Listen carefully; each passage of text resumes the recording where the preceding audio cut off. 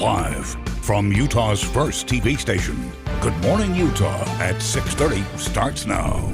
Welcome back, Utah. We're breaking down the vice presidential debate last night at the University of Utah. One of Utahns heavily involved in pulling it off, Jason Perry from the Hinckley Institute of Politics at the U. Jason, thanks so much for being with us this morning. Congratulations on a successful debate.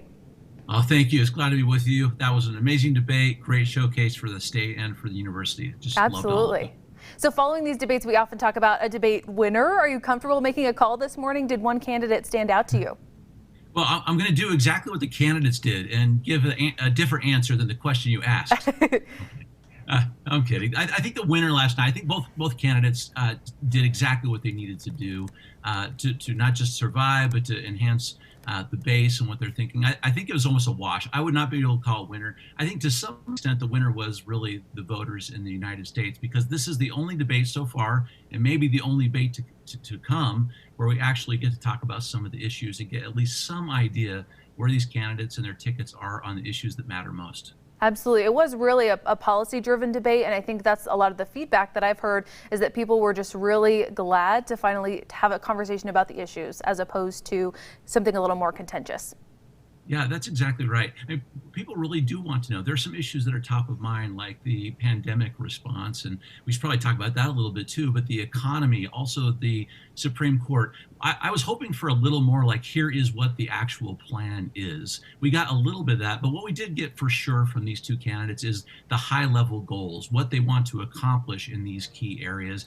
And I think from that perspective, it was really good for the voters in the United States, because I think as people listen to those, the people who loved these two candidates already are even more committed to them. But I think there are a few people in the middle that said, well, I'm a little worried about maybe the person at the top of the ticket for age or health or character, but the number two person, I think we could be okay with one of them.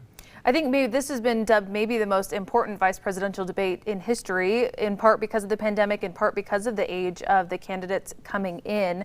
Do you feel like either of them kind of made a strong enough argument to pull some of those undecided voters? We know we have a lot of those in Utah.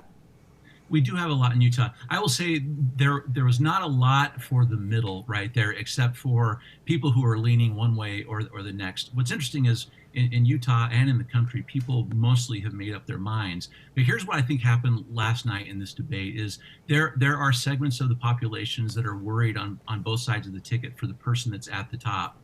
And what these two candidates did last night is I think they calmed the waters. They gave some assurance. They gave the feeling that we're probably going to be okay either way. And to that effort on both sides, I think people, voters in the country are going to say, okay, I feel more comfortable. And I think some of them will feel better, maybe sleep better at night because of the number two. And I think for both these candidates, some people are going to say, I'm going to vote for this ticket because of the number two.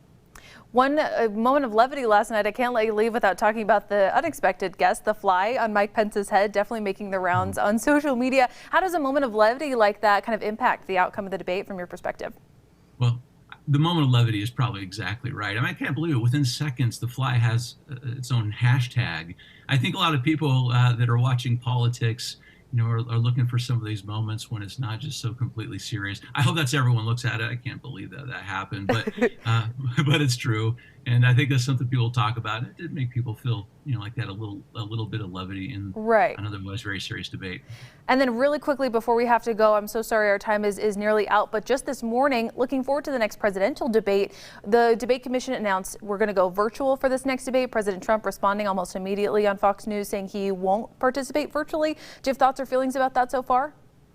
Well, I'll tell you, the efforts we had to go through last night for this debate for health and safety, we needed to do all of them. But from the testing for every person that went in there to the masks, I don't know if you'd heard about that, the statement that if you don't wear your mask in this hall, you're going to be asked to leave, which is something we pushed for this debate.